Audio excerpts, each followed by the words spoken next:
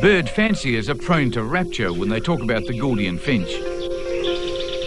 If you're a finch breeder, then Gouldians are the most fancied of all finches, and I've had a long time interest in them.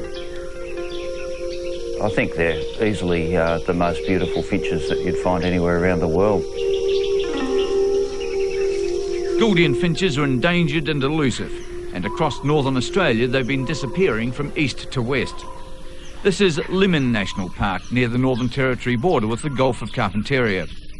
It's the easternmost habitat of the Gouldian finch, and Northern Territory Parks and Wildlife staff are trying to count the population here. Got 3 double bars.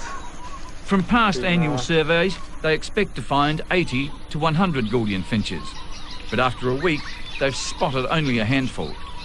We feel pretty confident that there is a breeding site here, but it's just one of the quirky things of this year over here in the eastern part of the Northern Territory that the birds have shifted, and for all we know they could actually just be in the next valley across. The Gouldian finch used to be prolific across northern Australia. Now many times more Gouldian finches are held captive in aviaries than remain in the wild. AC2U Secretary Greg Combay has bred them since he was at primary school. People not only appreciate the beauty of the finches, but also want to make a contribution to ensure that they're protected against extinction. And so there are a number of breeders around the country, but I wouldn't say that it's your average backyard hobby. What's now Limmen National Park was traversed 140 years ago by the explorer Ludwig Leichhardt near the end of his journey from Moreton Bay in Queensland to Port Essington at the top of the Northern Territory. On the west coast of the Gulf of Carpentaria, the park is rugged and remote.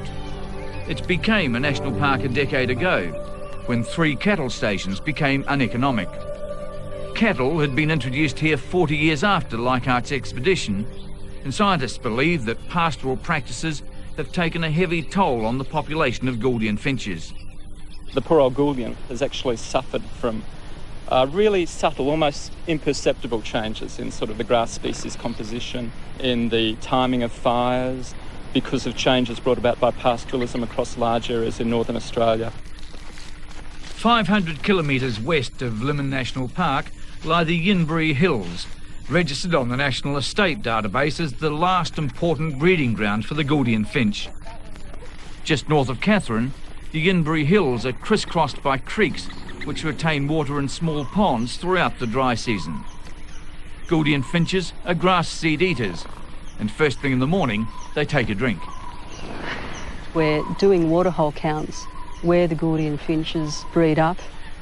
And they're incredibly tricky birds to get a handle on what's happening with the numbers. And there's only a few remaining waterholes, so we know that we're probably getting a congregation of birds coming into these very, very important watering points. So we think we get a reasonably good idea of the makeup of the population.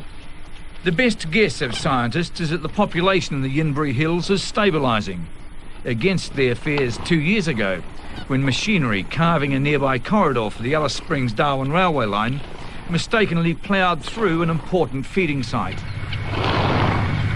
Now it seems that same railway corridor may be giving the Gouldian finch protection from bushfires. The railway did go through some wet season feeding sites for the Gouldian finch. Being the opportunistic lot that we are now using the railway corridor as a really, really important fire break. Scientists are realising that large-scale hot burning for grass renewal on the top end may benefit pastoralists, but it debilitates the habitats of native fauna.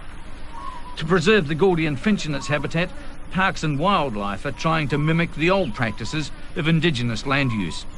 Aboriginal people burnt small patches, very small-scale fires. And the Gouldian finches, obviously, that was a regime which was pretty good for them. It gave them a year-to-year supply of food. The sheer number of Gouldian finches held in captivity is a guarantee against extinction of the species, but their habits are just as fickle behind wire as in the wild, and breeding success is just as dependent on the right diet. If you don't get all of those factors right, and if the weather's not quite right, then you could have a very poor breeding season. I've just had a beauty of a season. I've bred about 30 birds, I think, over last Christmas period. And for as long as the Gouldian Finch remains in the wild, its precarious survival will serve as a warning to scientists in northern Australia. If we don't improve our current management, if we don't change current practices, then the Gouldian will be one of many species to go. The Gouldian's one that we all, I guess, love and cherish. And the Gouldian serves us as a reminder that there are problems in our North Australian landscape.